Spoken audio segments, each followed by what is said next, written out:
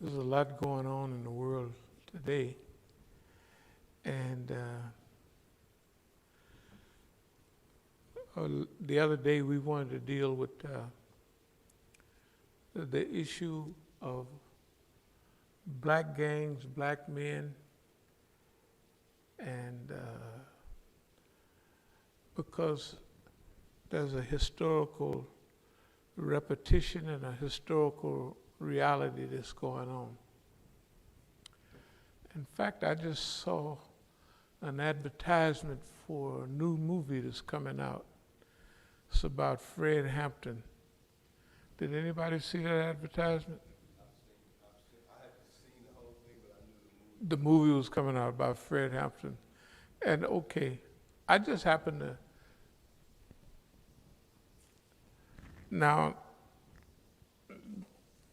that brings a lot of things. It has a little trailer, maybe a minute or so. And there's always a part about the white man sliding the snitch some money. Now, we know that snitch, I think, was O'Neill or somebody like that. $300 they gave? $300. And now, we always talk about what boss man gonna do. Now, imagine if O'Neill have children, by now he might have grandchildren. If he does. He definitely probably has some relatives. They all have to watch him, that he, out of the great figures during that period, the first one and the biggest one that was forming a unity between poor white and black people was Fred Hampton. Now, people are not going to picture him like that because all they hear is the black talk, and they can't probably picture him as a visionary like that would say during those black days, hey, we're all in this together, you know. And they sit there like, yeah, I saw a couple of the meetings that they had. And when you hear what the police was doing to them, it was just as bad as they was doing to black. I mean, it was crazy. okay, that's why I wanted to talk about a few things the other day. To position us, because we talk about where we are, and we probably, to a lot of people, we might be wearing out their listening ability. You know, that we're here, we're this, and we're that, but we're more than what we're saying. You know what I mean? Because we got farther than all of our people. We have a longer period. And I was thinking about a few statements. I mention them from time to time, but in 1971, remember, I was telling you I was when I first went to Algeria, and I saw the Japanese, because they have some oil in that, and Japan is an island, needs oil. So anyway, and they had that look, and I looked at them, and I said, man, these guys is whooping the white man up close. Now, this is 1971. It hadn't gelled on any American unless they travel outside. They wouldn't realize the power of America's reach and its companies, you know. So when I got to Black Africa, I was telling the brothers, maybe in August or something like that, 71, I said, yeah. Because I remember we were standing by, I think it was kind of a green Toyota Land Cruiser. It was taking the place of the Land Rover, but it hadn't yet. It was just a squeaky. Yeah, at least this one squeaked.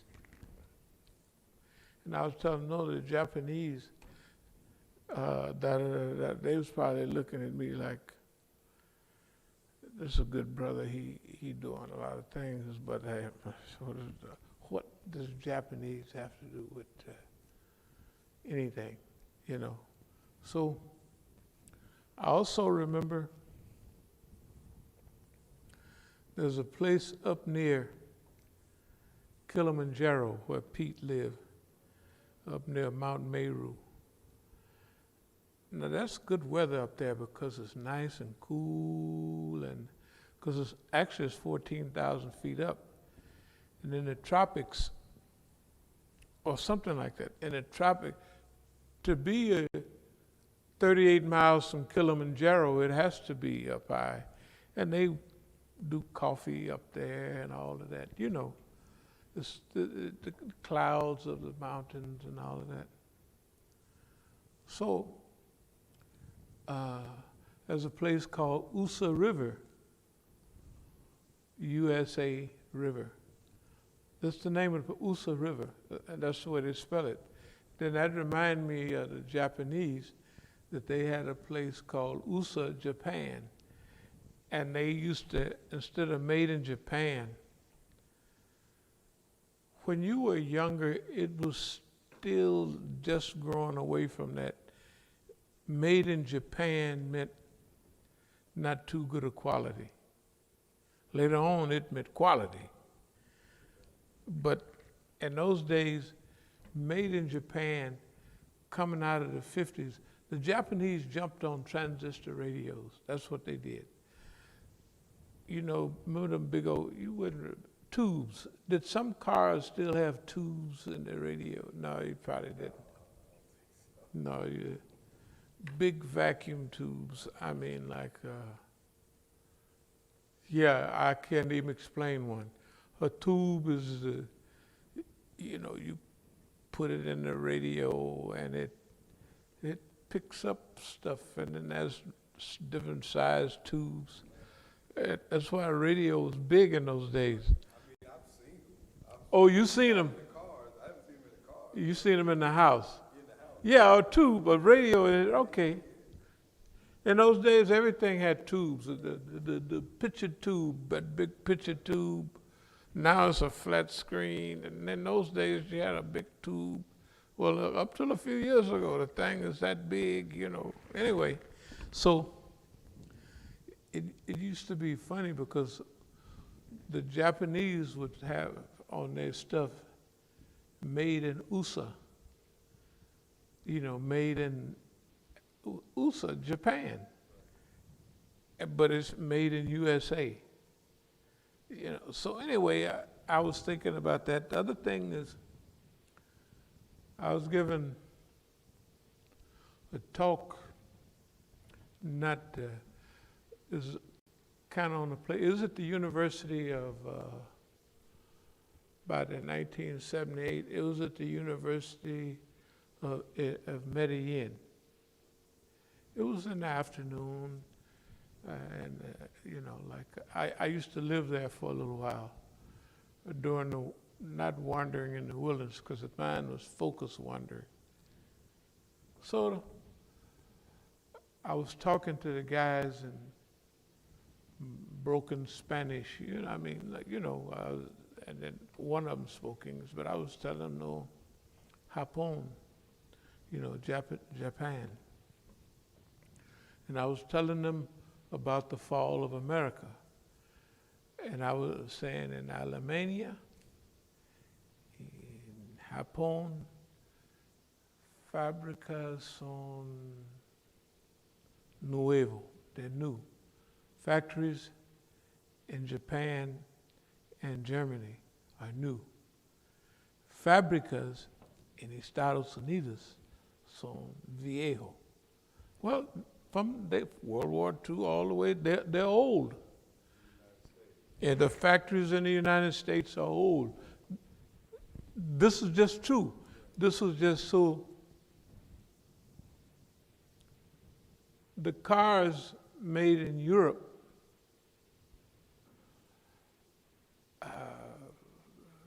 automobiles, then they was 78, they were still big cars in the United States. Big planned obsolescence cars. Remember, they made cars that last 2 years, then they would just fall apart. Because when I was buying all of my cars, up until 1970, the cars had 50,000 miles or a 5-year warranty on the movable part, transmission and all that. In 1970, they changed to 1 year and 12,000 miles. The cars were gas guzzlers. But the cars made in Japan, the cars made in Britain, European cars, since they paid so much for gasoline, they made good cars and they made fuel-efficient cars. You can remember the day when you was younger, though. It was Buicks, Oldsmobiles, and everything up and down the street. Now there's almost none. It was a changeover from Japan, Europe, right? Because America cut its own throat. You know, since they controlled the auto market, you know, they were still on a World War II roll. You know, after they done rebuilt this, the whole world, it's only 20 years, 25 years after the war. But everybody else is getting up now. And they getting up good.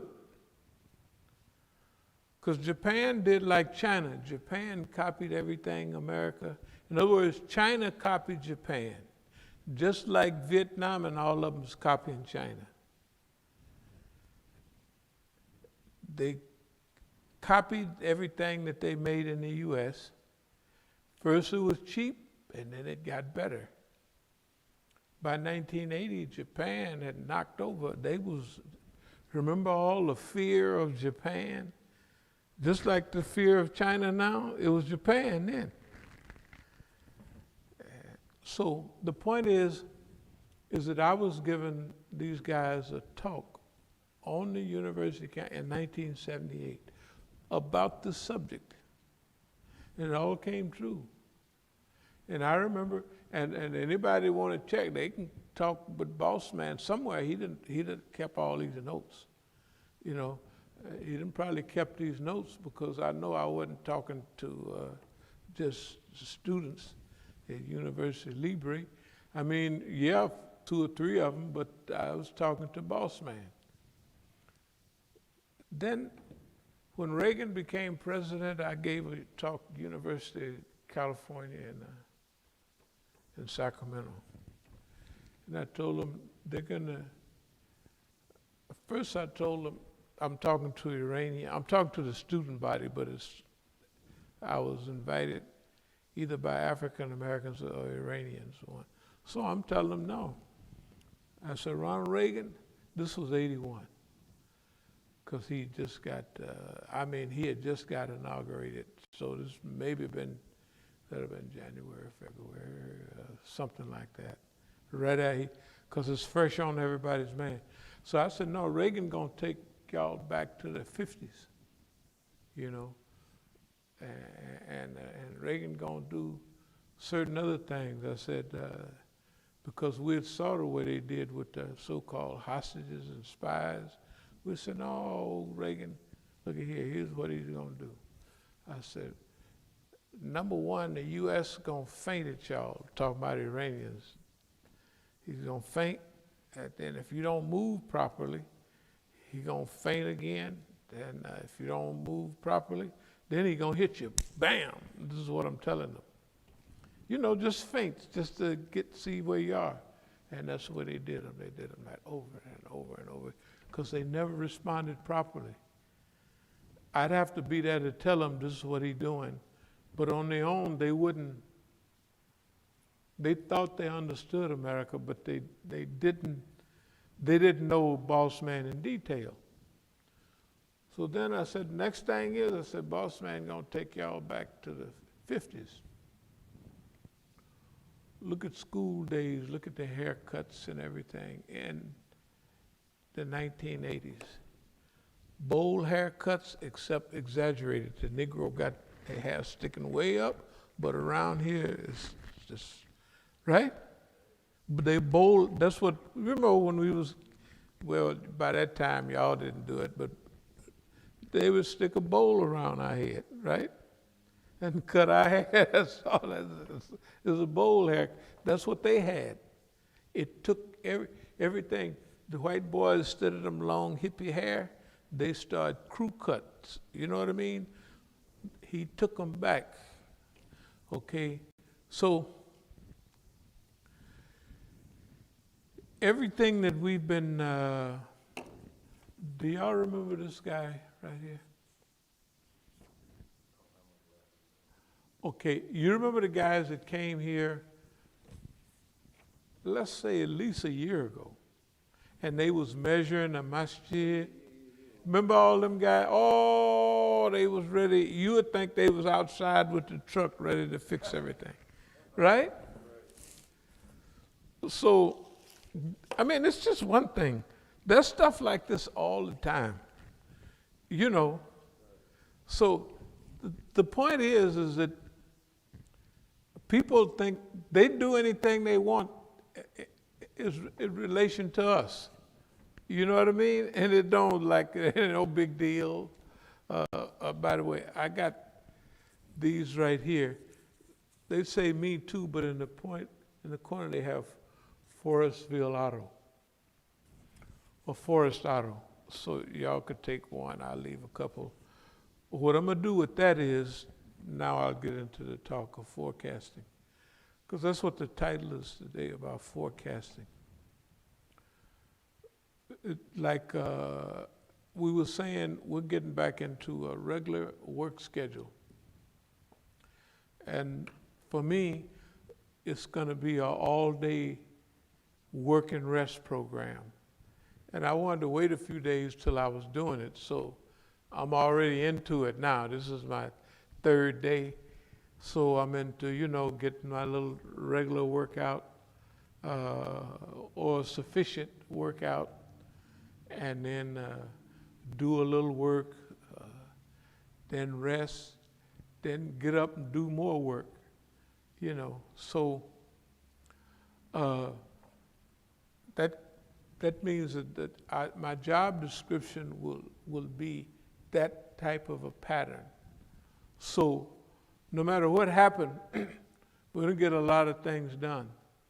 Now there are certain things that I'm not gonna do right now. For instance, the cars, they're gonna sit there, all of them, like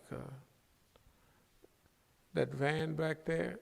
I'm gonna put the license plates on, of course. That's a good van. If one of y'all wanna drop another one of these down at Forest Auto, it's fine, because remember I put one down there with them a month ago. Or we just give them one more, like warning or what have you.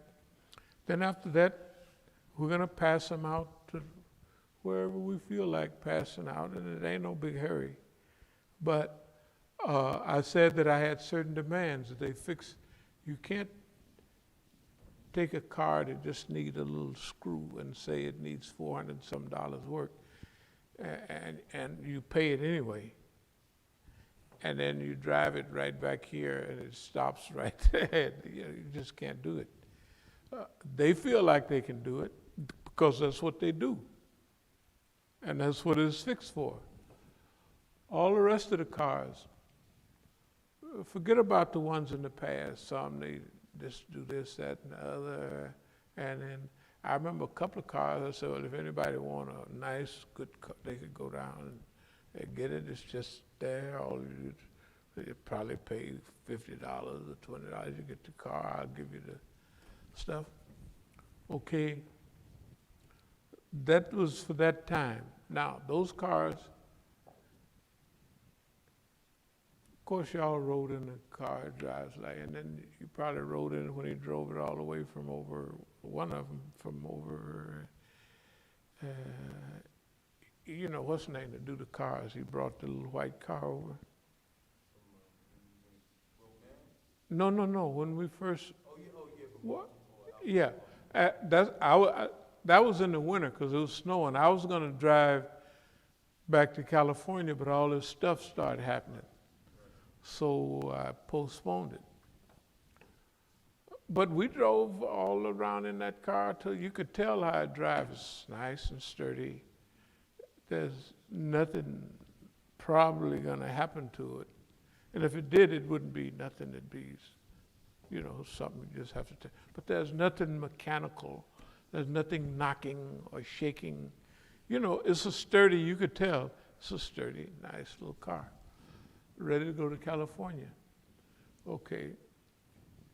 If I drive it out there and then it starts acting up, and it has the same acting up that the other ones do, then it's just a Volvo disease. So they just be out there if somebody want to get them fixed. I get them the key and they could tow it, take some, they could do anything they want. I'm not going to do nothing.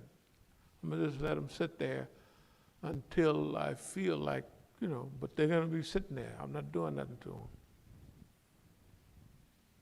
I may not even do nothing to the truck. Truck's run good, but I don't run it long because the freeze plug came out. Now, I don't know, they was here a few while. They might have tightened it up. But anyway, all that junk, somebody want to move it, they can move it. But the point is that it's ridiculous, basically ridiculous. It's just open buffoonery. You know what I mean? It's like, it's open buffoonery. As you can see, it don't have no effect. And we talk about it, we use it as a point of focus. That someone is paying full attention to us all the time. And not sometime, and that's a teaching exercise. That's what I use it as, a teaching exercise.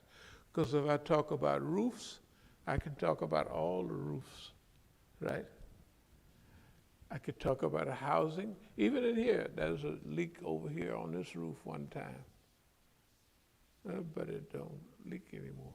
Anyway, stuff like that. I know where the leaks are, or the possible leak. There's right over there, right? Other stuff is extra, you know what I mean?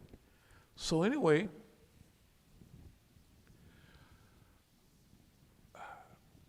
but now,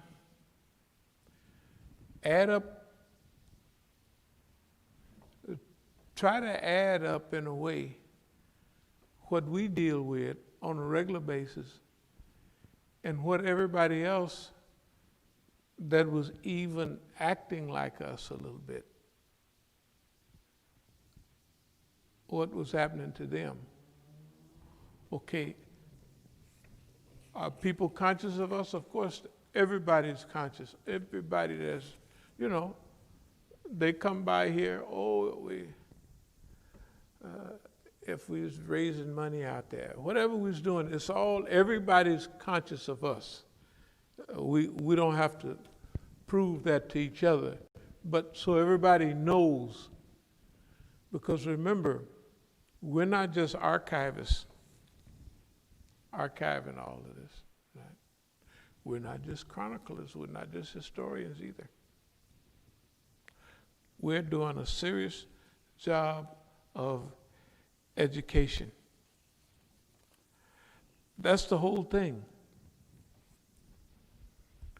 Education and training. That's what we've been doing for decades. And looks like that's our job for the next near future. So our daily work schedule. We will do something every day, and that will eventually add up to putting us back on the road to what we call recovery. There's nothing nobody can do about that.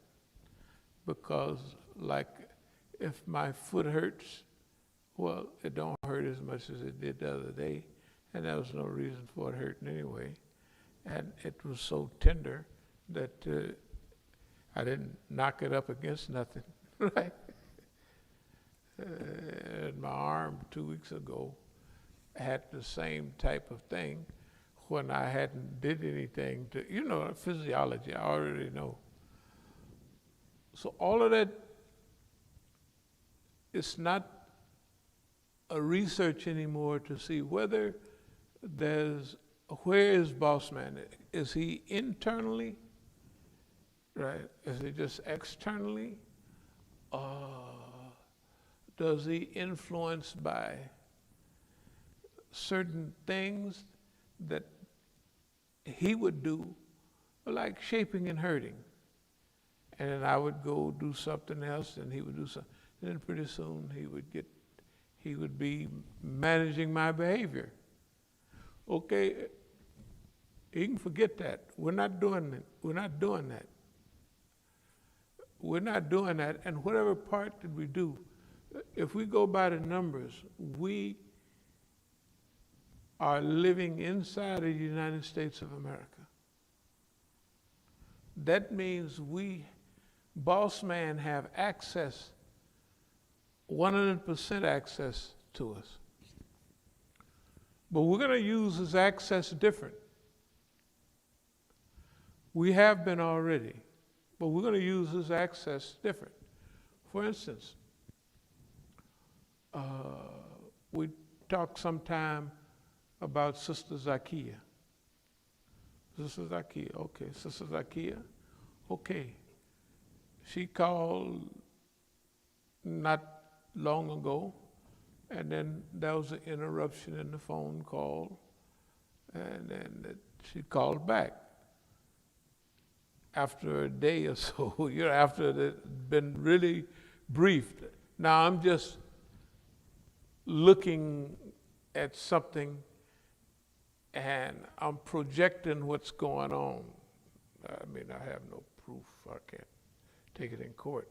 But from what I've learned over the decades, when I hear the first certain thing, click, went off. Okay, that means that she hadn't been briefed on all of that. Okay, now, if she calls me back, like right now, the only question I'm going to ask is, what do you want to participate in what we're doing, where we're headed for the future? Number one, you was in charge of the school, University of California, top, excellent school in Oakland. Okay, now, right now, we're doing a house right there. She's talking about packing up and go to California. If she calls me back, we could move her in right there as soon as we get it fixed up. And that could be the temporary headquarters for editing, writing, like someone to do our new As-Sabiqun, someone to do all that. All that's just waiting. But she have to call me. I'm not calling her. Because we have to be clear. I'm saying this publicly, and I'm saying so everybody know, look, right now when we talk about big is not according to what they called big and what we would call big decades ago. Big for us now, what we're just rolling in the big time, you got to remember 20, 30 years ago, we was at all the big conferences, we was doing all that stuff. It was all the demonstrations. So people would say that's active and that's important. Okay. That's not important for us. Number one, all of that is arranged. Can you imagine? Think about how important we are. All of California, a whole new organization called MSA West, fully functional. Thousands of people coming to the meetings. Not the MSA. The MSA president comes out there to UC Berkeley, right? And he goes to a MSA West program.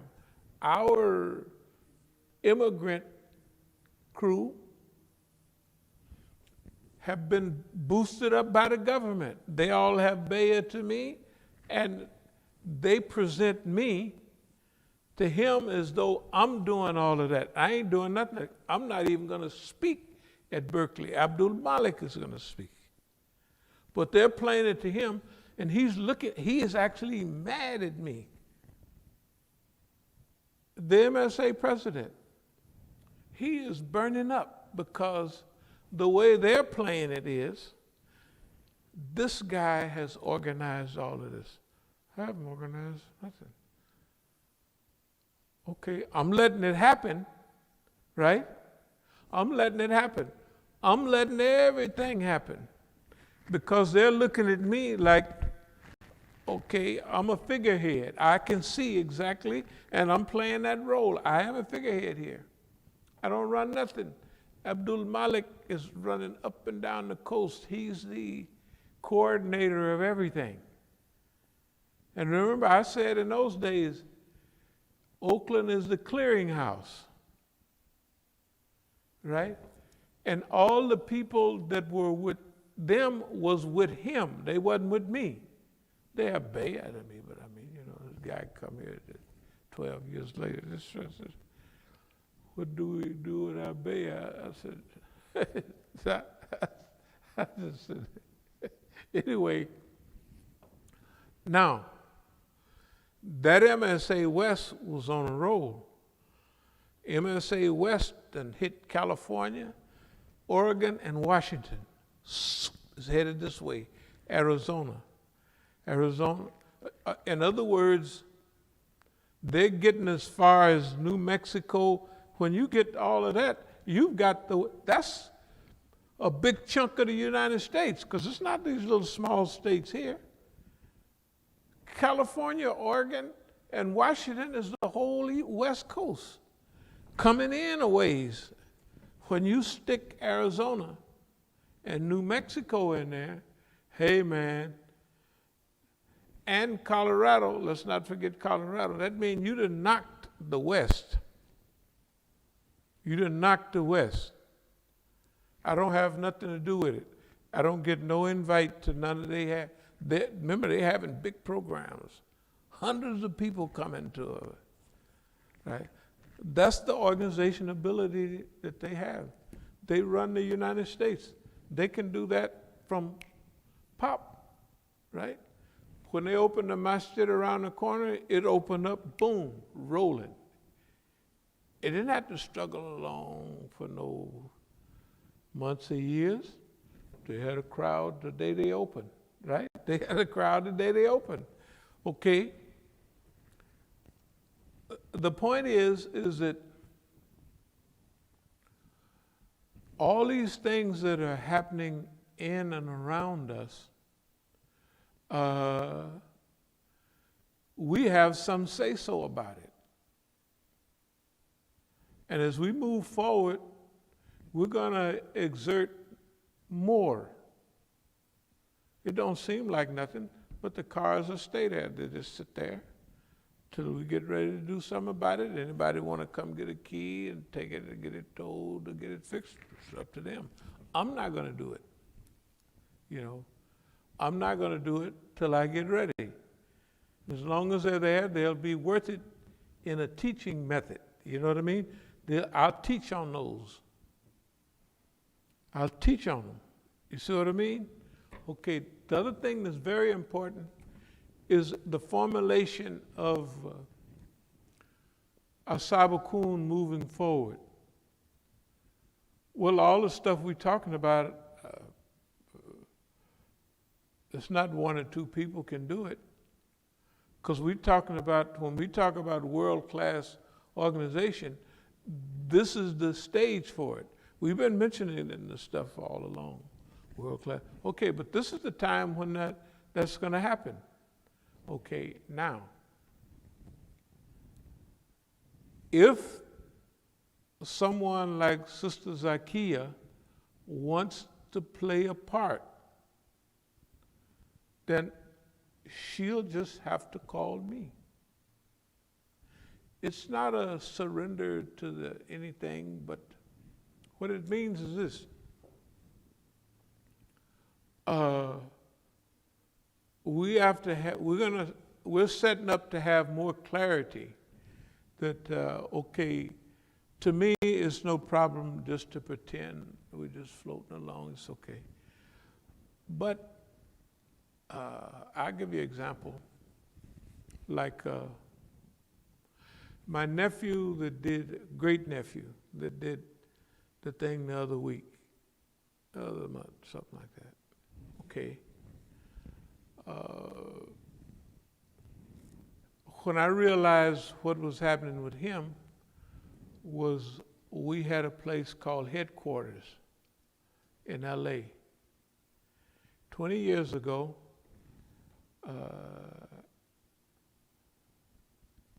he came by and he was, like, I want to do something about you and all of that. And of course, I might be technically famous in Oakland and all that. Same thing he's talking now. So I said, I'm going to be in LA, come on by. And I met him at Headquarters. Headquarters is one of them old, if you came in, it would be an Iranian Shia type apartment like that we went to all the time in the 80s, especially the early 80s. Now remember, in LA, we have a place over on Overland called Sabiqun. In fact, the Negro over there, Darl Hidra, he spoke there once. The Negro, what's his name over there? Abdul Jahari. Yeah, no, Jahari was down with, he knew all about As-Sabiqun. He went over As-Sabiqun in a PowerPoint lecture over there. And I was in the audience and he would check with me, does this, that? I said, yeah, sure, that's da, da, da, da. He gave, because remember, all of them are hooked up. So when he comes to LA, they have him speak at our place. Of course, persona non grata, I'm persona non grata there. But now, right around the corner, right on the next street, that's the Sunni establishment. We have clothes there. It's a nice it's a nice place. We have clothes, all that stuff. It's As-Sabiqun. It's a nice place. Big prayer area and all of that. Now, right around the corner, it starts with an apartment on the second floor. Then we get the apartment under that for the second floor, on the first floor. Then we get the apartment next door to that, then the one down at the corner. So in this apartment complex, we eventually have about five apartments. All students, either they're living in two of the apartments. The one we use upstairs and downstairs. Yeah, the sisters later on moved downstairs, and we put a wire down there so they could participate in all the festivities. They're downstairs, and the brothers are upstairs. So he comes, and this is my great nephew. And I'm just talking to him about the thing. Now, automatically I'm looking at his history. He's just been plugged into BA, what is it, Black Enterprise? BET, plugged in. Right after that, he has a top show, Keisha Cole. You remember that Keisha Cole show?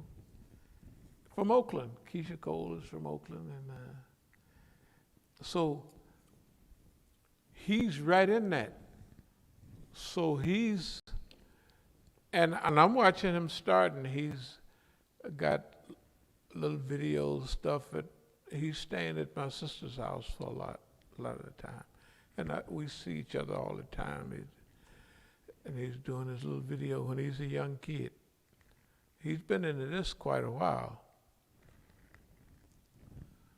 A long story short, at the same time he comes by, I'm there to give a talk over at one of the masajid in LA. But the brother is telling me, just take it easy, da, da, da, da. And then I meet, he's since died of cancer of the tongue. And Muhammad Al-Asi was very happy about it. Well, he didn't say he was happy, but I said, whatever happened to brother so-and-so? He died of cancer of the tongue. Like, you don't watch out, you get the same thing from the white man. You know, where you can't talk, and you gotta.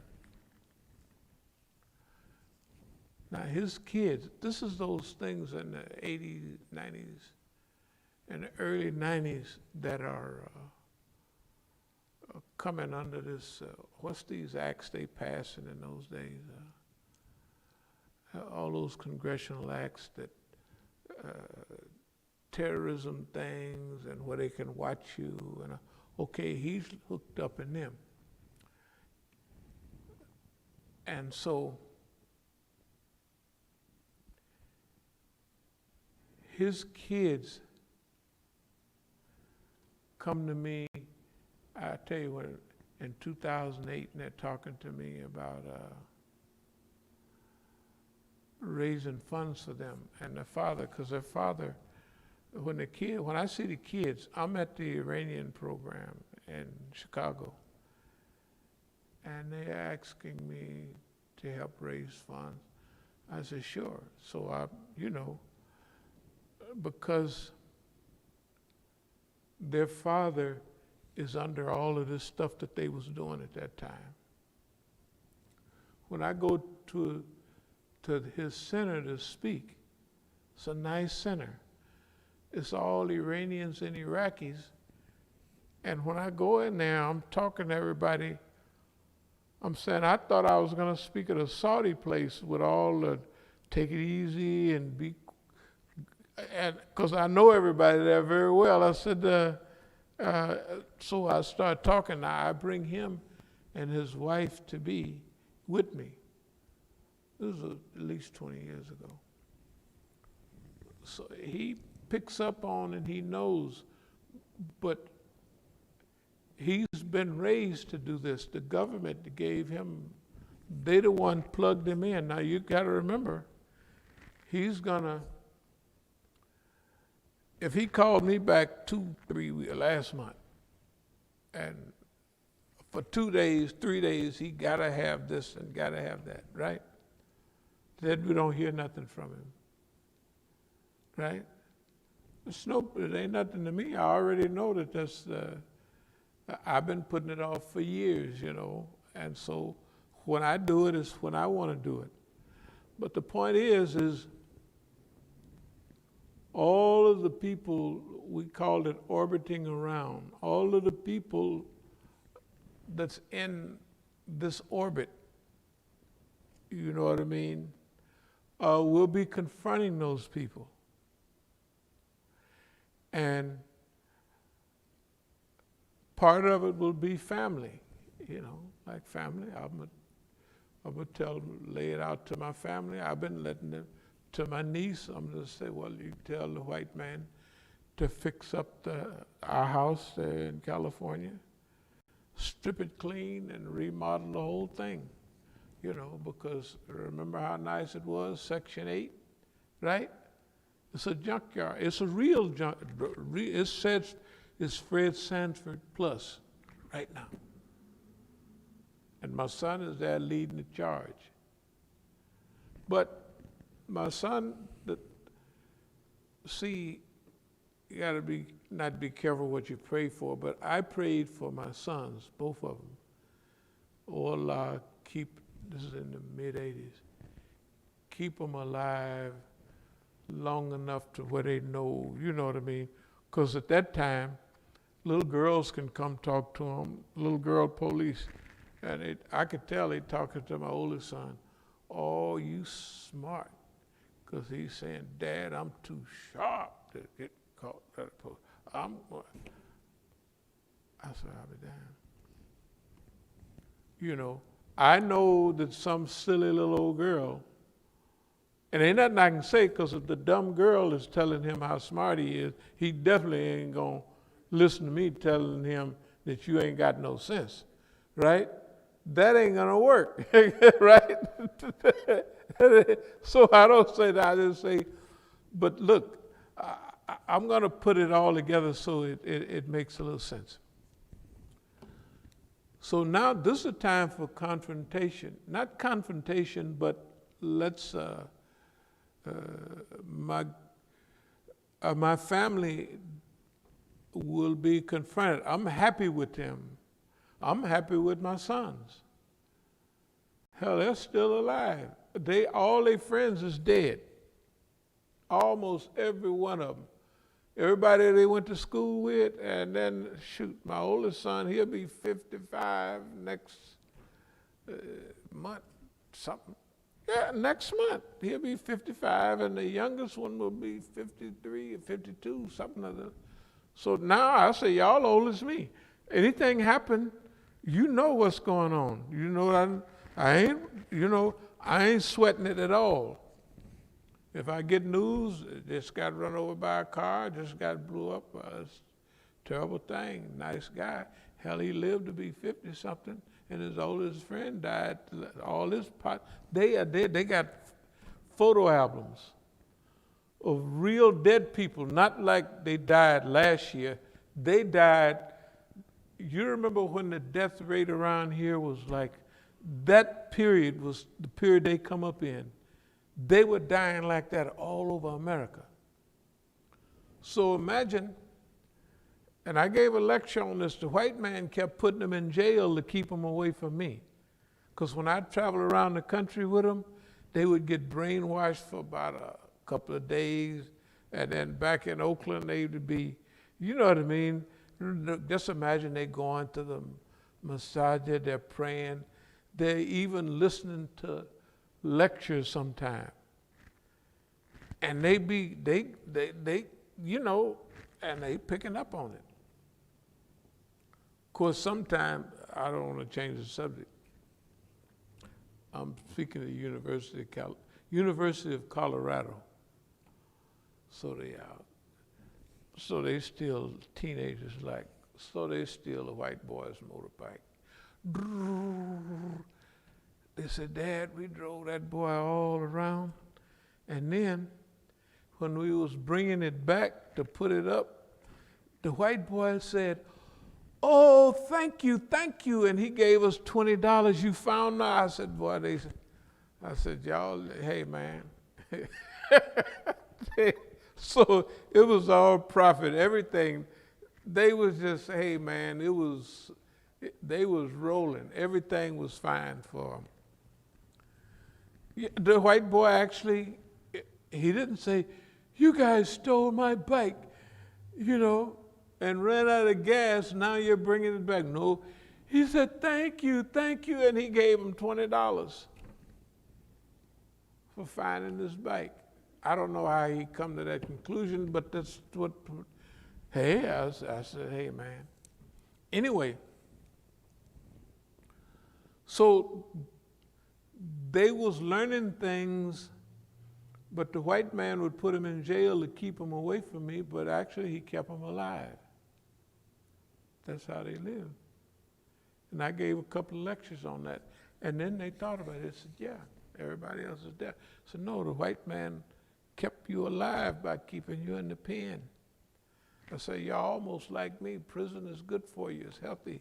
Long, I mean, not no 50 years of life, but you know, a couple of years, your health get good. That's what, you know, you don't have to worry about food. You don't have to worry about, if you know how to do time, you come out of there relaxed and educated. That's why it's always been fine for me. But anyway, that's why I put myself in prison in 1978. Did I mention that before? I put myself in prison because I had a stack of money. I was going back down to South America, and it was starting to smell good, you know, but I was too involved in the Sunnah. And so, you know, when the fight for that is not, you know, you could tell when the fight for that is not in that. 3 or 4 years ago, you know, that was perfect. But when you're doing something wrong, or you easing toward wrong, and call it nafs lawama. You got a conscience, and the conscience, you know right from wrong at that time. Not tomorrow. Tomorrow you kind of might know, but it feel good, you know. But nafs lawama, when the self-accusing spirit, when you get to that level, you know right from wrong. When you know right, that don't mean you win all the time. Sometimes on that level, you got a conscience, but sometimes you win, sometimes you lose. I didn't take a chance. When I come through customs, I was using my brother's passport, and he used to go down in Mexico to play ball, you know, all the time. And when the man, down in South America, everywhere, I come back, he said, you're out playing ball again, huh? I said, no. I mean, I said it right away. Did I plan to say no? I wouldn't say that. I said no. I said no, and I said it emphatically. And I went back to jail. Not no long time, couple of years, just having money and stuff like that.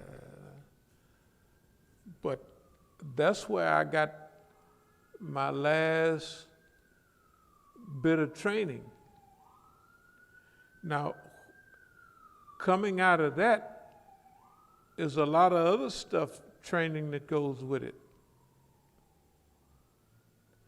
You know, I remember I was with a lady one time, and she was performing certain things, and I wasn't in it at all.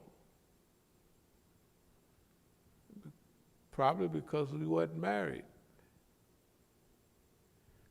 When I come out of the pen, I'm like the Pope. Well, better than the Pope, because the Pope, I don't know how many girls he be with. But by then, right, hey, a nigga can go 15 years celibacy. Why? Because he didn't have the training. He didn't already, you know what I mean, did certain things.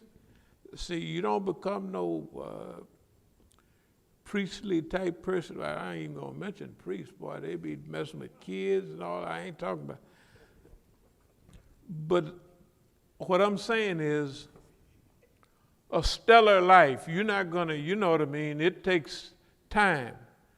And bam, And you see what the police thought about me at that time.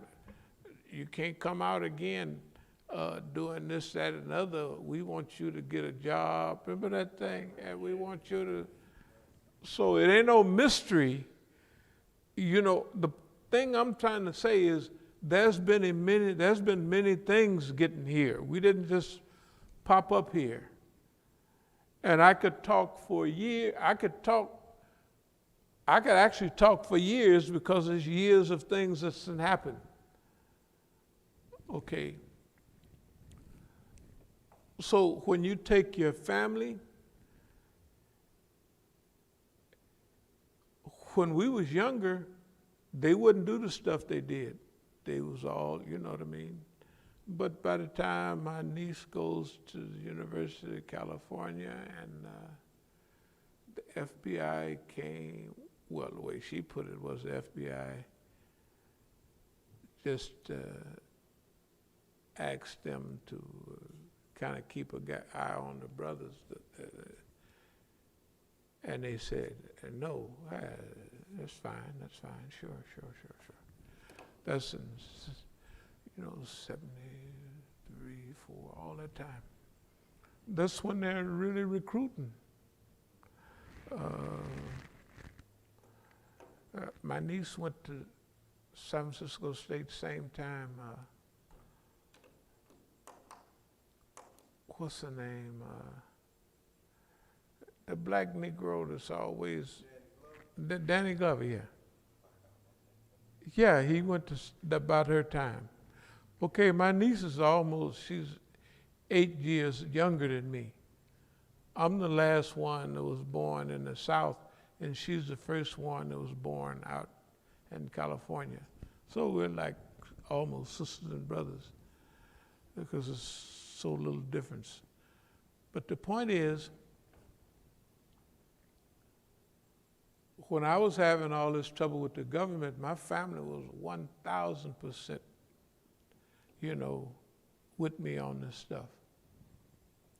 But the government have time to study them. And for the family is one thing, for the legal family and for the And then they will present it to them that you know how your uncle is. Now, we want to help keep him alive. Now, there's another crew. They want to finish him off. And you know the quality of stuff. You know the stuff he's been involved in. You already know. You know the stuff he's involved in now. And you know us. We're the good guys. We want to keep him alive. In order to keep him alive, we want y'all to help slow the roll so it don't get too out of hand. That's all. And we'll keep them alive. Now, they don't believe in martyrdom, and they wouldn't mind seeing you around. Plus any little added incentives that you might need. And we do know that your father is in some such and such a home, and you take care of him, and you might need a little extra, a lot extra. And so they get involved. That story is repeated with everybody. With everybody, the exact story that they tell them comes from their research of them. And they're going to present it to them. First, if they present that story and it don't work, they just refine it a little. And they repeat it some years later. If they got 30 or 40 years to work, pretty soon they're going to get you, right? But the thing is, remember, law of large numbers. Family is different.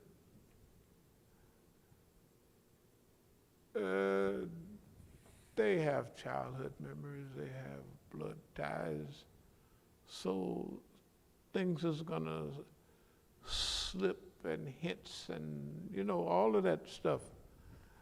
And so you can, just do whatever you do, it's fine. Hell, if you don't do it, somebody else is, might as well, right? Okay. But now there's a different little time. Example, my friend, George Cooper. When I go back to California, I'm going to talk to him. I never talked to him about none of this. Well, I never talked to him about this in particular.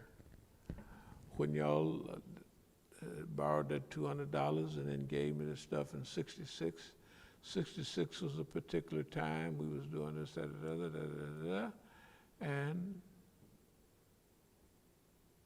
my belief is that this is what you and Jesse Lee did. And in the '70s, when I asked you to go and pick up a package of money and bring it down to South America, and we walked and talked for 30 days. I'm giving them the game. Because at that time, I'm the godfather of the region. I mean, I got the game on all this. And everybody else is still, they're still learning, but they haven't got the game like I had at that time. In fact, I used to say, man, if I was 17 again, I'd knock the whole country. Thank God that you can't go backwards. No, thank God for everything. No, really. Thank God for not establishing a nationwide cocaine cartel.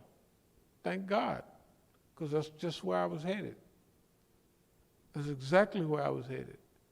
I was going to cut the Colombians off in Colombia, and I'm going to take care of distribution up here, because within a year, 2, 4 years, 5 years, they got cousins and uncles, they got the people up here, they're going to give them the product, they're going to sell it or give it away, but pretty soon they're going to hit, and they're going to find out prices, and the longer they last, the smarter they're going to get. So this ain't going to take long. So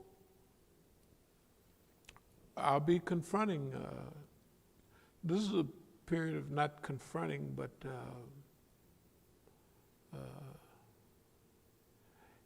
remember I used to tell y'all about a nice little beautiful lady that used to do all of my running. Okay, they brought her down there. She looked exactly, she had that New Orleans Farrah Fawcett hair looking, that's the way, nice, just nice. And did good business. Did good business. And when we had her set her to go back, and then she pretended to get hit by a car. Where people get hit by, that's their game.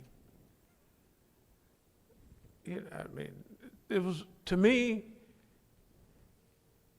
in retrospect, not way retrospect, but short time retrospect, I said, okay, that's okay. So she got a chance to stay with me. When she got a chance to stay with me for a while, that means that, okay, now you're not going to be transporting cocaine anymore. If we got 3 white girls on a plane, you're going to be watching them, manager.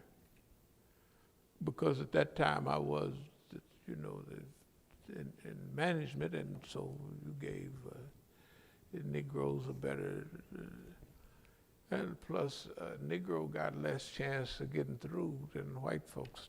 White folks can do anything in those days. It wasn't a lie. Anyway, so if it's 3 white girls on the plane, she'd be making sure that they don't maybe run off or, stuff like that. It was perfect. I could collect all, she could collect all. The thing the niggas was mad about was her. That's what they the gangsters. And all the messages between them and us, she's bringing, I can't come back to the U.S. with the dummies. With them, I have one meeting in Tijuana, Mexico on the border. I don't even want to come up to the border, to get too close to the border that much, because I don't want to be too close to boss man. So anyway,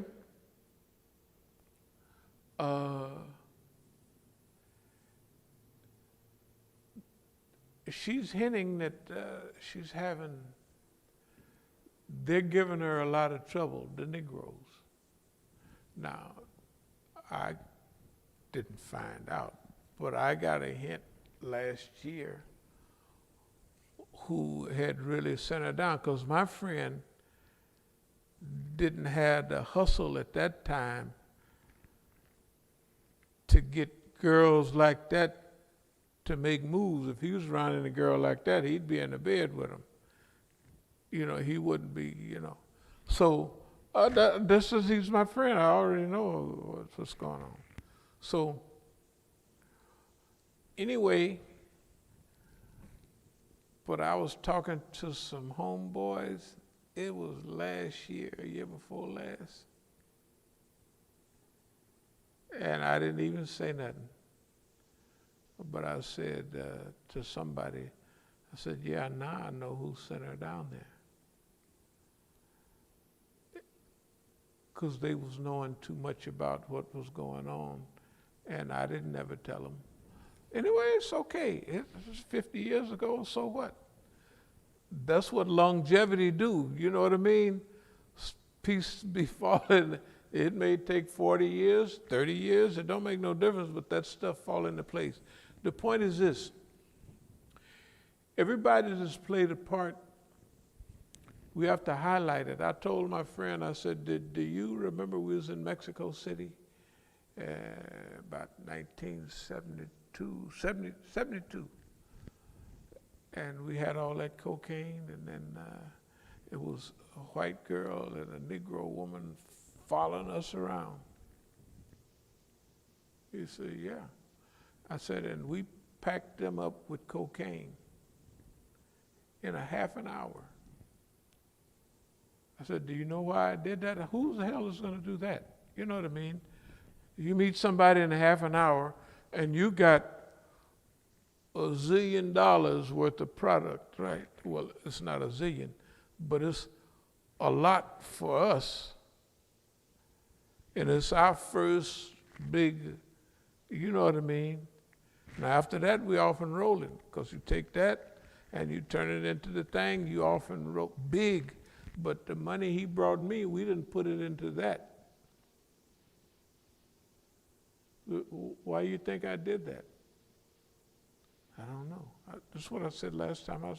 I said, because I knew they was the police. And they was there to take it across the border. Because they didn't want to arrest, they didn't want me and you involved. You know what I mean? Me and him.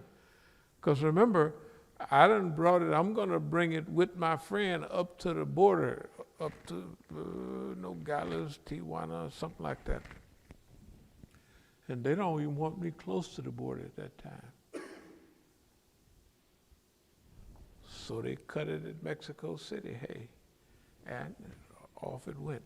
The point I'm making, I've been aware of environmental circumstances for decades, just decades. The closer we get to now, the more influence we have in our own life. That's what I'm trying to say. Okay, now we're going to in another stage. I don't care about the past. Like I'm gonna tell my friend, I don't care what happened. I said, because technically, He owes me several $100,000. Nowadays money, it would be like millions, you know. Yeah. Because when he listened, the first 3 runs, I gave him the game. Don't buy it, get your old car. Get you a simple little place to stay. Don't have all niggas hanging around watching what you do and listening. You know what I mean? Have you 2 or 3 spots where you go, or you got 1 or 2 women you send to those spots. They don't know but 1 spot. You know what I mean? And shoot, he did that. Man, we started making money. Maybe the 3rd or 4th time. And I told him, I said, your blood is gonna boil right inside of your body. You're gonna make so much money, your blood's you're gonna feel it. You're gonna feel, you know what I mean? I said, you know, you're gonna feel your blood's, you know, you're gonna be getting so much money, you can feel it. You're gonna have so much money, you can smell it. Yeah, if you got your money hid over there, you can smell it. You know, like white boys had cocaine hid in a certain place, and I walked in there, I said, the blow is right over there. In the cupboard, that's where it was. Because like you could smell it. You know, when you're in tune with certain things. So I told him that. And he listened. We walked and talked for 30 days. And he asked me, he said, if you could give me just £1, I could make $84,000. I remember that. I said, £1. I said, do you know those jars in the kitchen? You know, those coffee jars. When I would buy different things, and I was hustling for Colombians down in Colombia. Americans come, like, hey, something, I hook you up. So I was doing actually good, just, you know, by myself. I was actually doing good. But I would keep an ounce or 2 each thing that I'd buy, you know what I mean, just to study it, to see, because some would be a little orange, and some was like pineapple, a little yellow. That's the kind we like. We used to call it rock. Boy, that was, but they called it a scama, scum. Why? Because white people like flake, you know what I mean, ting-a-ling-a-ling-a-ling, and all that, you know, and that's what you hear. Everybody, ting-a-ling-a-ling, they'd hear bells, at least the first time. I mean, that's what they were saying, you know. I don't even remember if I heard bells, but I know one thing. That rock, not these rocks they have now, that's what niggas like. It was scum. It was a low quality. It wasn't fully purified to white, so it would have a little yellow color. They called it scum. To them, they didn't. I said, okay, fine. I said, I'd take some of that old cheap stuff over there. A couple of keys of that old cheap scammer. Of course, it's going to be double the price for our folks, because they love it. They love it. It's stronger. It's just anyway. So I told my partner, I said, now look, this money is going to come so fast. Now remember, nobody has had this experience yet but me. I mean, okay, well, no, there's a crew coming after me. They're getting that experience now, and the government is giving it to them. They're giving them plenty of dope to sell. But this is all so close together, they're not. So I tell them, I said, I can't give you £1. I said, the less I can give you is 10. Then he thought I was maybe crazy, you know, because I said no, and I said, Plus, we're wholesalers. We don't want to sit there and break the little everything thing down to, when you read the newspaper, it was $50 zillion worth of cocaine. That's if you cut it down to you cut it and then you cut it down to the little bitty eyedropper, you know what I mean, a little bit. So then it's worth $75 trillion. No, but if you sell it wholesale, it's like $50, $100 million, something like, you know what I mean, wholesale. And I was trying to tell him that we're different now. We're big.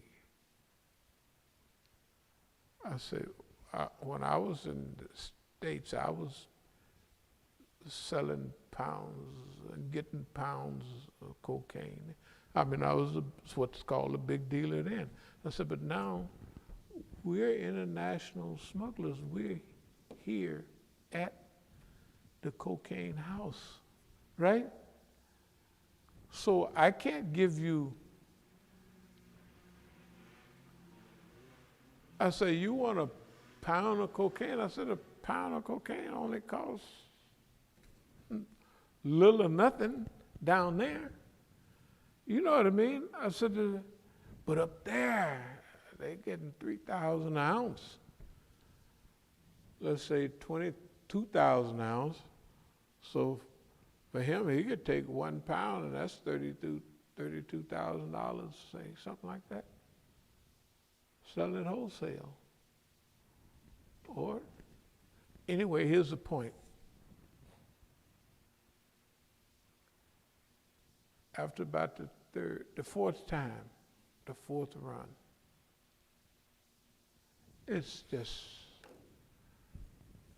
burning up. It's just, I know, I could see it. He can't sit still. You know what I mean? He goes down to the store, the Eastmont Mall, buy big diamond rings out of the store, cash money. How much is this? 5 carats, 7, 8 carats, that's stuff there.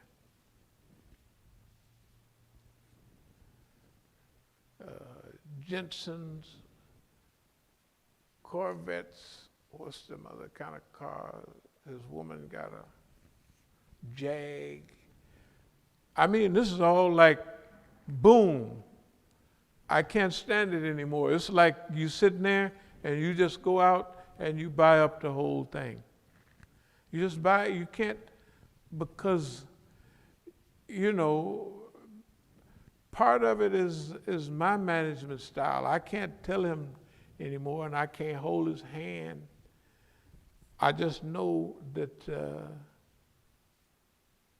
we got to get bigger, and you're doing a good job. Just keep doing a good job. But it was burning. It just went crazy. It just went crazy. Bam. So, and I would go and I'd send a little woman, what about such and such? He sent me the message. He said, tell Hank, I'm on the big end now. That's the craziest thing. See, because my connections, if you tried to hurt my connection, man, I'd run over you with a car or anything. Because your connection is, he's taking care of you, your family, your whole, your smooth transition in life depends on that person, right? So they want to stay at the house, they want to whatever, you get the best room, everything. That's the way, in those days, that was the way it was. Well, tell Hank, I'm on the big end now. Now, you don't tell your connection that you're on the big end, because you're on the small end. And even my sons, we have a joke. They call me, they said, Dad, I'm on the big end now. In other words, that's a joke. Forget about the government is so silly. they fix up a case for him, so he goes to Costa Rica. Nobody brings cocaine through Costa Rica. Come through Costa Rica, and he comes back, and he's weighs about 100 pounds. You know, trying to do what I, was doing. Can I help you there, brother? Just checking out the message. Oh, okay. All right. Wa alaikum salam. All right. All right. No, welcome. Anytime. Just come on through. So anytime, anyway. So what we do is, I'm on the big end now. Whatever was owed, I never mentioned it. If he sees this is the first time I've ever mentioned,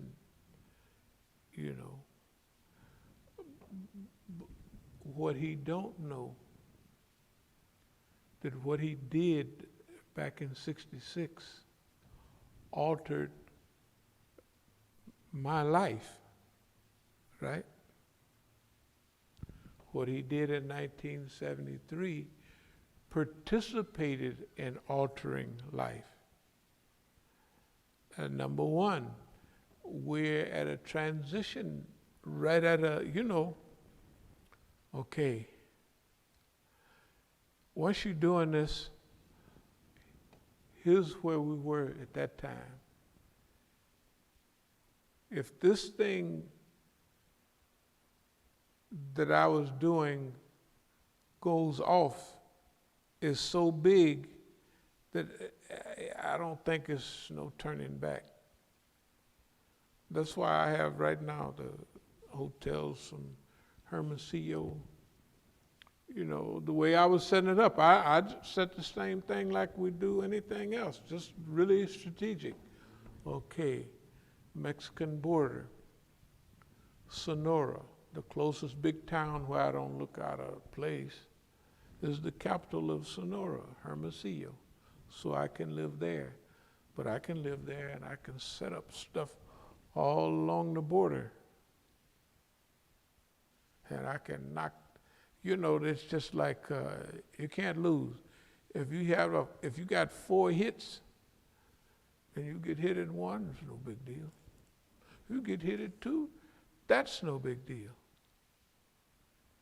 Even if you get 1 through, it's so big. But 95% of the time, ain't nothing gonna happen.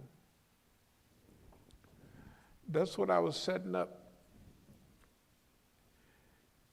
But I'm studying Chairman Mao. I'm listening to the record. You look at the date of that record. When I was playing that record, 1972 was when it came out. I'm listening to all of that. See, because you got to straighten out the stuff for Boss Man. Boss Man misunderstands. He think he did this, he did that, and you, like, for instance, if he wants to get rid of me in Colombia, he think if he was going boo from behind this corner or that corner, that he's the one that made me shift from Colombia to Venezuela or something like that. Where he may have had 15%. He think he had 85%, but it's only 15%. The study, what I'm trying to say is the study, everything happened at the right time. In '78, when I told the people no, they took me to jail. It was the right thing. When my friend told me I'm on the big end now, it was the right time. It was perfect time. Because I wouldn't be here now. You know what I mean? Because the thing that I was at, Allah knows best where it would have been. But that would have made, I would have, just imagine at that, if this one goes, remember each time you do a shipment, it gets bigger and bigger. And you have more time to plan, and you have more money. You can now set up, the first thing, you bring me the money. me and you will take it and get it back to the U.S.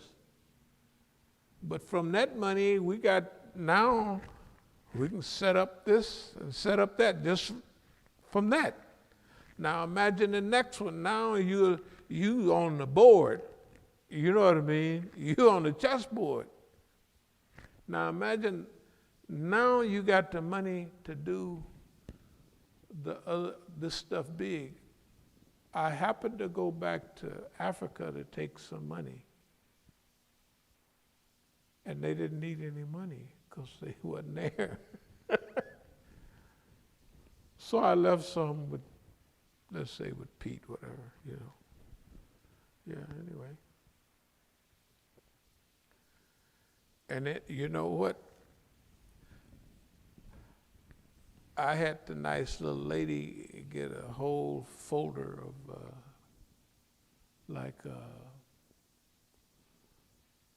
of somebody. Imagine a guy gonna double cross you, and he's from your neighborhood. He's your best friend. You know his mama, his auntie, his cousins, and everybody, right? And he's gonna double cross you. And you're down there with billions of, not billions, but a lot of money.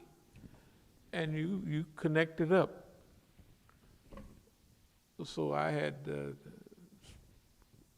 they say, not I had, but somebody had, people just, you know, like they take pictures, they follow people around.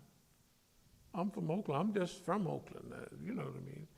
I'm the big man in Oakland still at that time. I mean, was. So they bring me a folder with photographs, this to that, the places where they go. So I give it to somebody in Africa and give them the money. Y'all want to do something about it, it's fine. I call them and let them know, forget it. Forget it. I never did it before, and I'm not going to start now.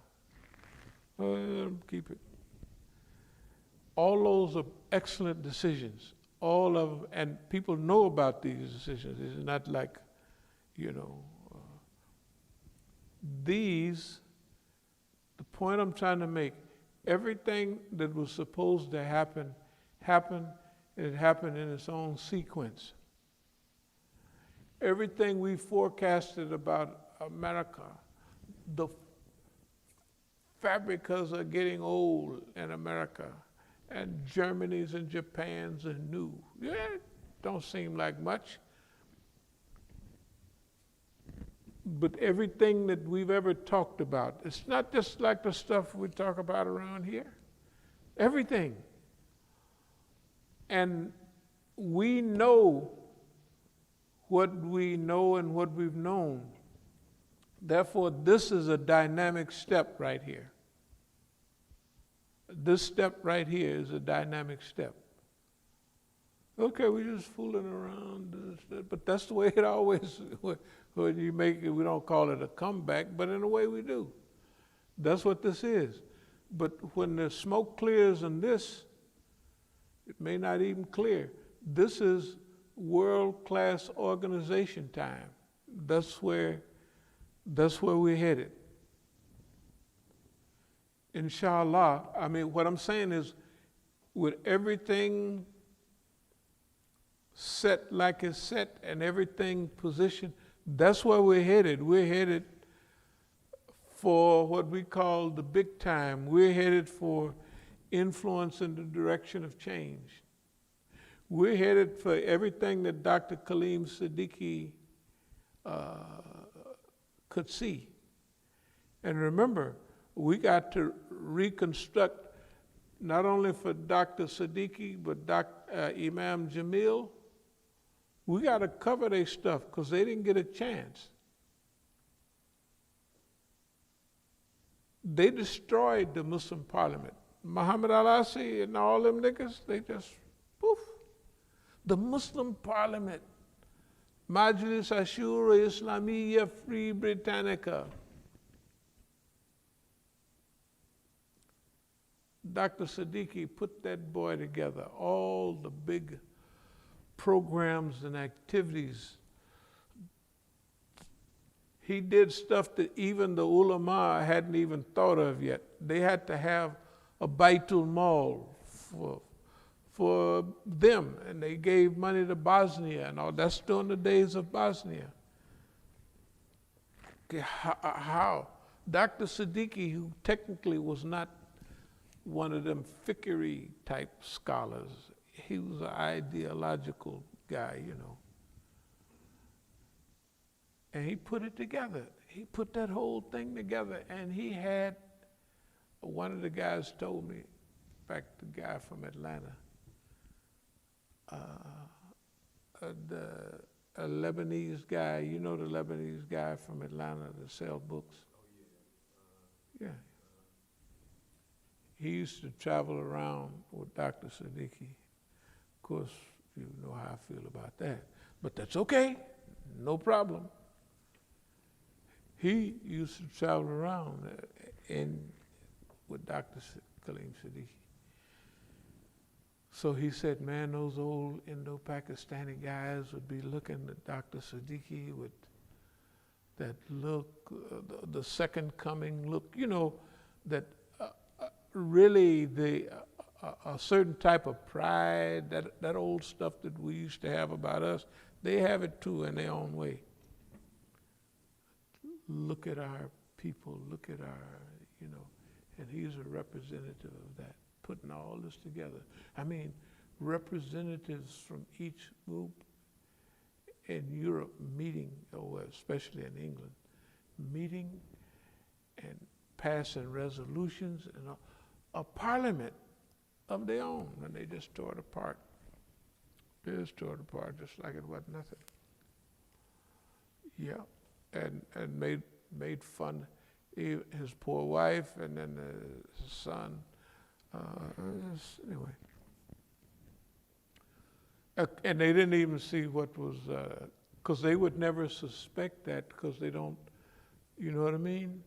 They suspect little things, but they don't, what I'm saying right now, they not down. They don't know. It's the first time. If they listen, they'll hear it, you know. But they didn't get it.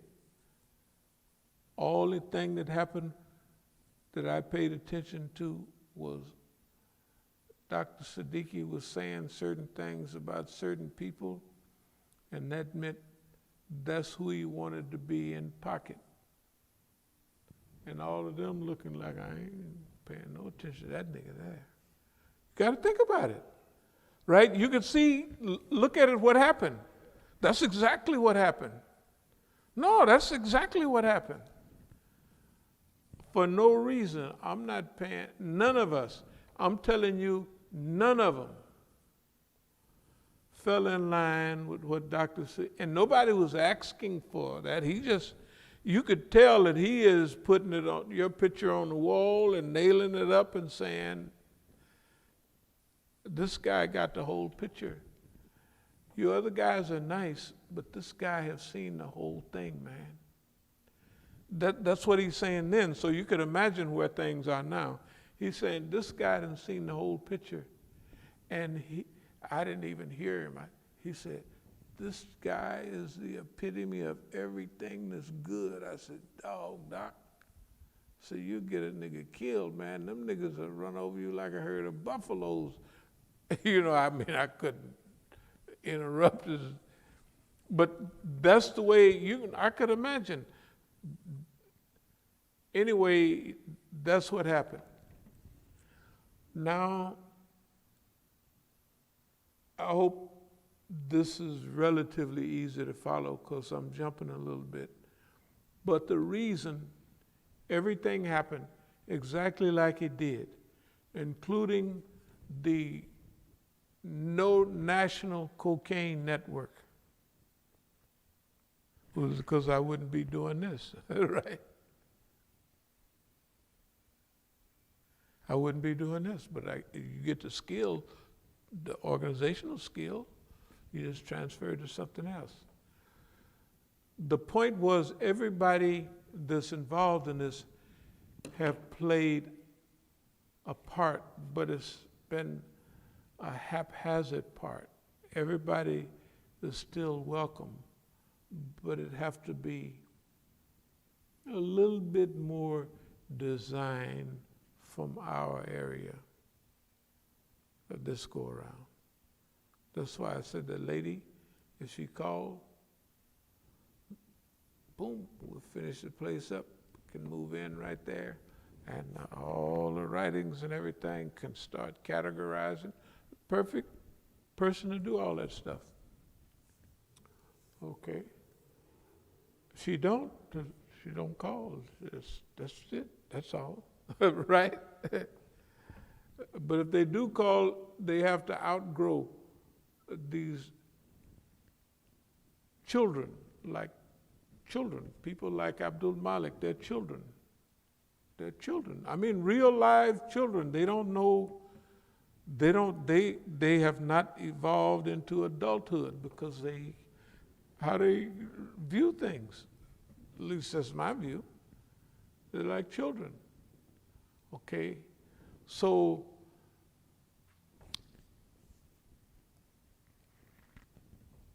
that's what it means to say from 1971, Uzzah River, Medellin, Ronald Reagan, and everything else. This is a combination, a daily work schedule, confronting people because we have to evolve. Forrest Otto have not, we said you just fix everything and then give us $25,000 and call it a day. He hasn't done that. So he can do it or you don't have to do it. It doesn't make it, technically it don't make a whole lot of difference. Zakia, we call this signal diplomacy. You know, if you send a signal, remember the way the U.S. and Iran was doing they called it, when Clinton was the president and Khatami was the president, they was calling it signal diplomacy. Okay, you let us do this with, and kill the Taliban and fly over Iran. That's a signal for us. Then we'll send you a signal back. They didn't send old George came in and put them on what did he call them? The evil, what is it? Access of evil. But that's cold signal diplomacy. George sent a real good signal. He said, forget about Bill. Because Bill and them, they sending smoke signals back and forth. You know what I mean? And so, yeah, that finished that off real quick. So this is what it is, signal diplomacy. To-do list, we're into that already. Exercise. We're gonna fix the bookstore, roll the roof. We're gonna be doing something workish all day from now on. Okay, the taxes came in today or last. I'm afraid to look at them. We'll just open up the taxes maybe in a couple of days. But we're going to need a lot of help on them. In fact, this is what I'm going to attempt to do. Each time when we started over, we locked up all the old money. And we started with new money. Right now, only new money we got is $1,000. But it ain't bad. We started with 581. Of course, the government took it, but it was up to $100,000. You remember the little piece of paper? It had 581 on there. So each time we crank back even during the visionary period and in the big period, like '68, we locked up the old money. At that time, it was only $25,000, but for '68, and for that age, 22, something that's nice, and 3 Cadillacs out there. That was not bad. In fact, it's the best that it was happening in the area, at that time. And everything came from new money. So, if this stuff flows right, if the guy does his little fix the cars, 25, if not, we'll just go to South Africa in a couple of months and go there to travel all over the country and raise money. And we can raise money because we've been there before. I just catch the bus to all the places. If the big boys, if I show up all of these places in Cape Town, all in Johannesburg, Louis Trickett, there's so many places, right? If I show up in all those places and the big boys, why they not with you? Why? You was with them before. Okay. They got a crew, if they open the door, it's billions. If they don't, it's millions. How? Because each crew got another crew that don't like them.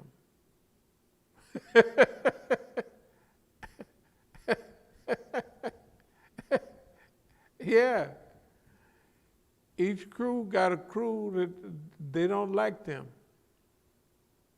They're the baddest thing since sliced bread there.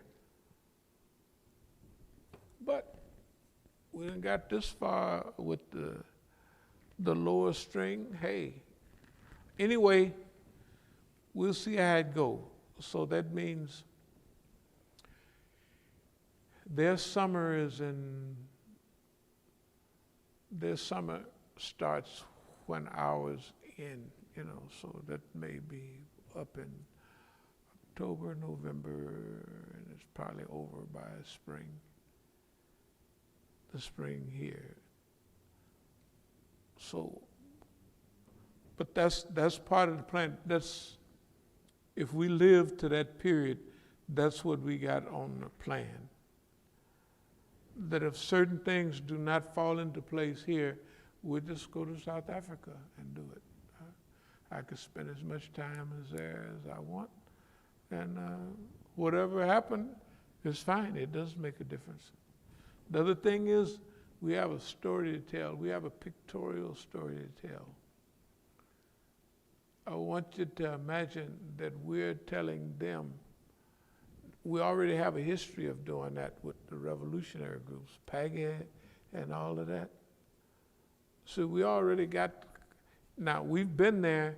Each time we was there, we raised funds for them. In fact, the last time I went, they heard I was going to come, so they invited me to come to speak about drugs before they, and just to cut. Everybody's in tune now. Everybody, I said, no problem.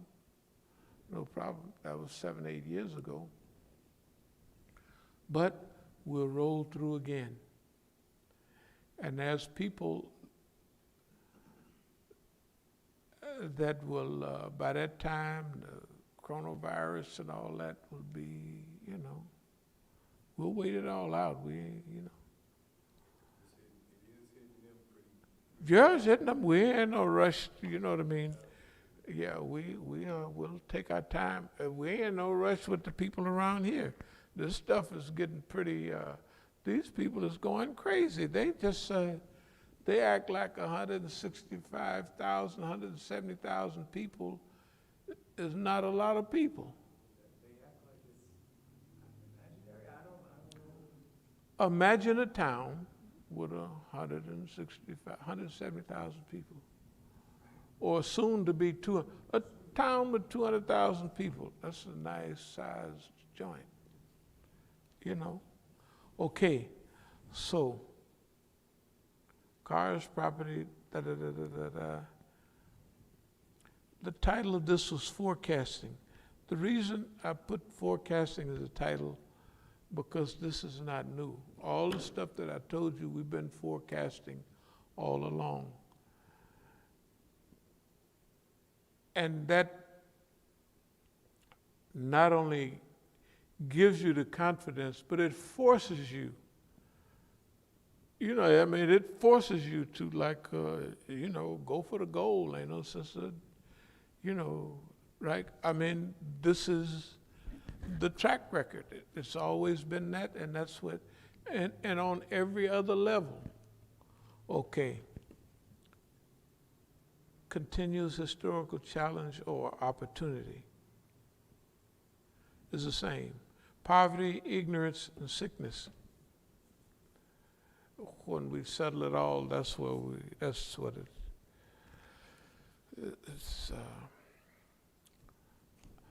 But this part of New Worldism, see, we don't forget what our mission is. That's our mission all along. All of that is tied right in this, with this. And just imagine, it's a privilege it's an honor and a privilege to do this stuff. Just to, suppose we didn't have any success. It'd still be an honor and a privilege just to give it a shot, right? To try to do good stuff. There's nothing wrong with that. So anyway, and the last thing we did mention, the stuff we was talking about before, about gangs, about all that stuff, and even stuff we talk about today. There's so many things and incidents that have never even been mentioned, and but all of it points to where we are now. All of it points to we're not in a bad position. We're in a very good position, because remember, we chose to be here. All those decisions, and I'll close with this, all those decisions a long time ago, my friends would not have looked at a picture right at the height of their career and said, I don't like that nigga, I'm not gonna do that, right? They wouldn't do it. They haven't done it. Nobody, the Hollywood, they don't do that. They don't look at a picture and say, hey, right? None of the stars. They go get a psych or somebody to make them feel good, but they don't say, hey, something happened. No. You can change this, but it's going to cost you. I don't like the cost of that. How many people going to know what the answer to a question on the quiz is and say no when they know they're going to go back to prison? But they got the right feeling when they come out of prison, they will be prepared to do everything that, and if they do that, right? If they do that at that time and they're a success at doing that, you can scratch off the other stuff that you saw. You see what I mean? Those people don't do that. I don't think they do. Maybe somebody do. I just never read of nobody doing stuff like this. I haven't, if anybody have, that I have not heard about anything like this. I just haven't. Maybe, so. Anyway, are there any questions, any comments? Does this stuff seem to make some sense, some kind of way, sometime? This is a question. Does it make since at least sometime. Yeah, well, it's like,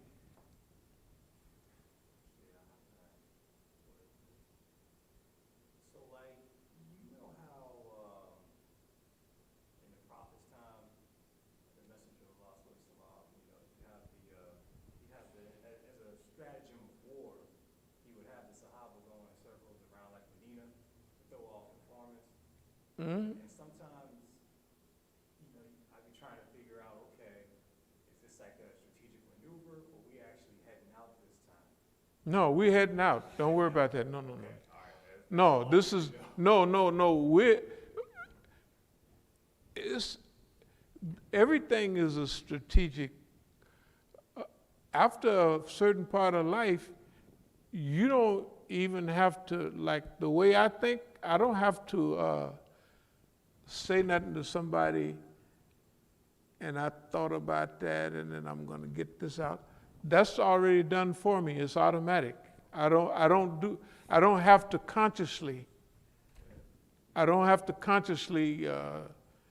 No, remember when you're doing stuff so long, you don't have to consciously, a fighter is not always consciously fighting. He can be knocked out on his feet. Yeah, like Charlie Shipes told me, he said, Hearns hit Duran and spin him around. And Hearns, he could turn his hands over probably better than any fighter in history. You know, he could hit. He said, now, Duran was doing this and doing that. He said he was out on his feet, but it was his training. His body knew, his being knew that Hearns was back there with them fists that could bust watermelons, right? And he was, this is okay. I don't want to sound spooky. I've been doing this stuff so long, it's really, technically, most of it is automatic. So when we consciously say this stuff right here, if you want to look at my old notes from years ago, you look at them and see if we did or we tried to do exactly what all of them said. No, the point is, none of this is like, this is not strategic traps. I'm going to go to people and I'm going to say to them, just like I said, I'm going to go to my friend when I go to California. I'm going to say, da-da-da-da-da. I didn't say it before. Yeah, it was 50 years ago this stuff happened. It was almost 50 years ago a lot of this stuff happened. It was 40 years ago when the government pretended to take him down to Costa Rica to pretend that he got arrested down there.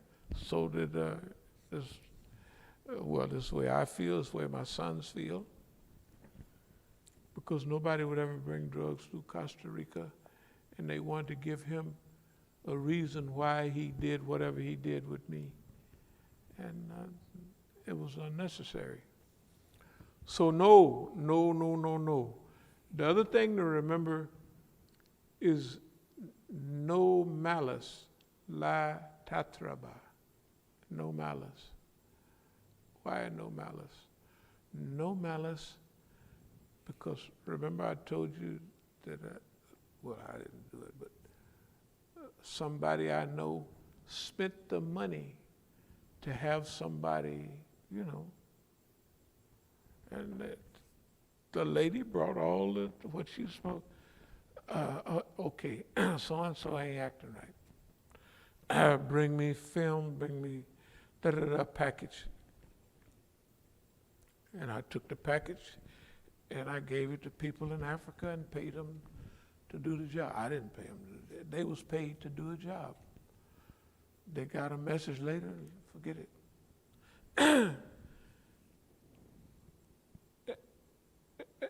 none of it was valuable enough to change policies.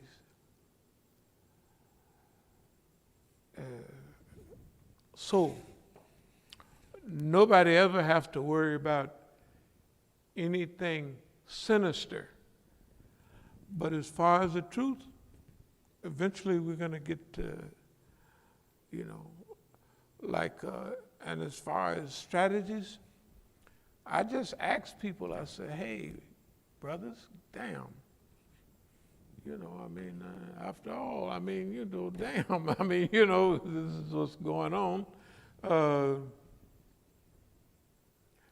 The rules, you can't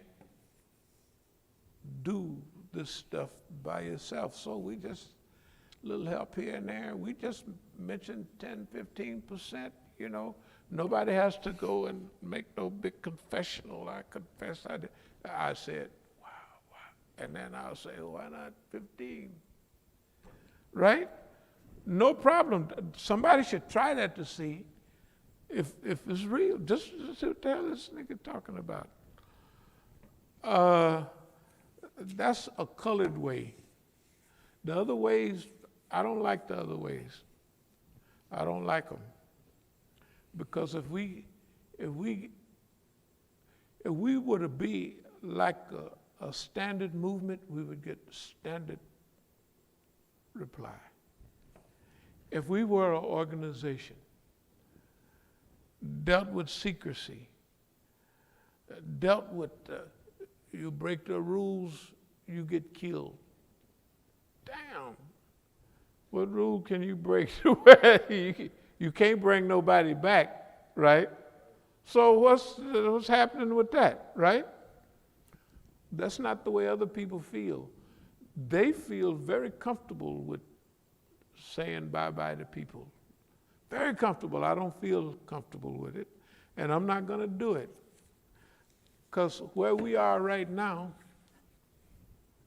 if we would have used any of those tactics, if we even got mad at the people that call every other day, no, it's ridiculous. They're trying to do that. Why would they keep calling unless they're trying to make you mad or trying to do something? It's beyond reality now. It doesn't serve a purpose unless they feel like one call might be the right time.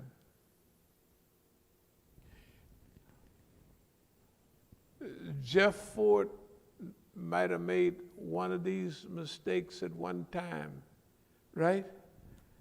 It might be, if we keep sending women by, he might be in the bed one night just thinking about that, and he might move. This is where they think. This might be the chance. This might be the one. So they just keep repeating that same old dumb stuff. It's not going to happen. But it's good for it to happen because it helps keep you from, you can imagine how important you are to them. They send people from Iran, tickets paid, I'm just saying, and all of that stuff. If they have the media all juiced up, right? The stuff that they do, you can imagine, well, how do they see me? Hell, they tell you how, what your ranking is. For them, niggas top rank. Why ain't nothing happened? Well, the stuff do happen all the time. But sometimes history allows someone to just stroll on through and make things happen. You know what I mean? Why? What thing? Is that vision in accord with what's humanity's suffering now? So you think about it. We talk about poverty, right? We talk about ignorance, right? We talk about sickness and healing, okay? And then what are we trying to do? We're trying to fix all of that, right? We're trying to, okay, that's it. All of the rest, it don't make no difference because that's what we're trying to do on purpose. You know, I'm telling you, in '68, when visualizing all that stuff and it happened, from then on, I was sold. I'm already, ain't nothing I can do. You know, they say, that nigga is sprung. That's right, sprung. Because I know what the human being can do. They got to keep the better picture they have, the clearer the picture they have, the most balanced picture they have, they can get there. So you don't have to get to that address exactly, but you get to that neighborhood. That's what we're doing, and we want to take, the thing is, who we want to take with us? Everybody. Okay.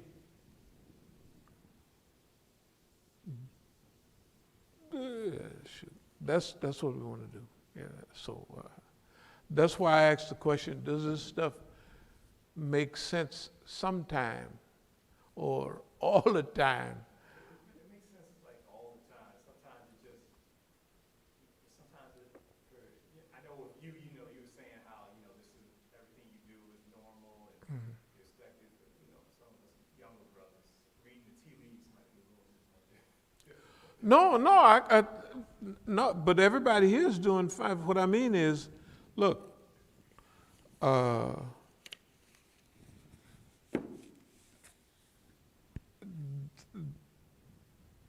this ain't easy, and it's not supposed to be easy.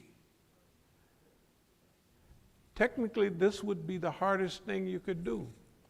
Try to do good in the world and live an extra few years and do right. That don't happen. It don't happen. Don't nobody even want to do, like, you know what I mean? If somebody been in this fight, say as long as I have, they don't want to do good for nobody anymore. They are finished, right, with the human being. No, study it. Just look around. They say, hey, man, bump them niggas. No, I ain't going to listen to it. Okay. What they want houses, I don't even want those things. Can you imagine? I actually was getting ready to say that. Right. Like most people who, let's say from your generation, Right. who are considered activists, they made it a career. Yeah. They're not in it to go through what you're going through. Right. They're not, we can all actually see what they're doing. Yeah. Professors or their radio personalities, and they're analyzing, but they're not going through what we witnessed. No, they don't want to do it. They don't even want to do it. Okay. No, they don't. I understand where they're coming from because analysis, I'm actually, I feel like throwing up every time I hear an analysis. I say, oh, no, my goodness, not another analysis. No, but them, it's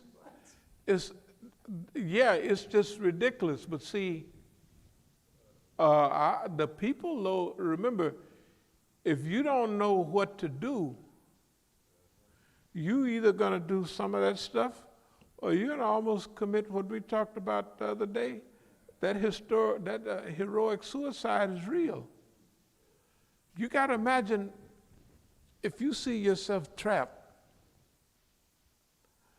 If you take like one of our brothers that really been, they drop the ball every time they try to take somebody. They drop the, they leave them whole in the bag. You can't, unless you're built for it. That's the way I feel. I'm built for this job. That's the only reason is so I'm built for it. And all of life was for this.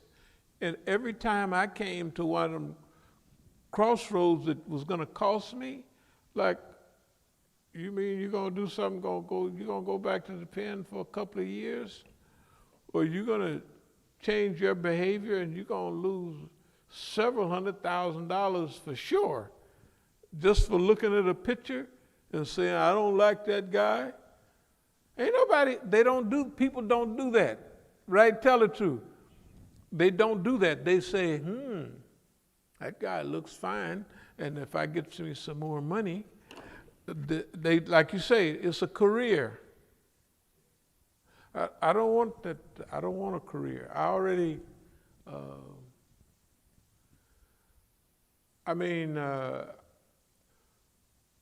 what more could a person want out of life? I mean, it don't look like fun to nobody else, but it's fun to me. It's actually fun. I mean, you can tell this is what I want to do. I'm doing what I want to do. There's nobody holding a gun, so nigga, you going out there and you say something good to everybody and you smile and you act like you mean it. There's nothing like that happening, right? But if anybody else do it, somebody's back there holding a gun on them. You get out there and you know what I mean, you act like you're gonna be a hotep hustler. Well, you better hotep right, you know what I mean? No, all of them. Is this thing still on? Okay, you could turn it off for now. Let me mention a couple of things right quick. Look,